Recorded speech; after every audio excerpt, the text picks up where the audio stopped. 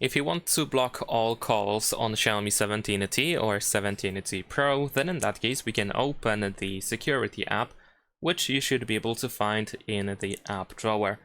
Now once you open the security app, search for common features section and then try to find the block list option. But if you don't have it in here, then you can just scroll all the way down in this menu and swipe up in order to open this toolbox.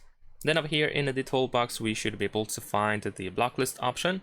Then tap on the setting in the upper right corner. Over here, keep in mind that if you have two SIMs, you can choose for which SIM you want to block all calls. And we can go to call block list.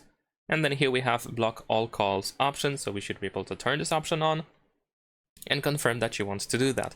You can still add exceptions, so if you want to make sure that some people can still reach you, then you can go back to this block list settings and go to exceptions, and you can add exceptions in here. Leave a like and subscribe.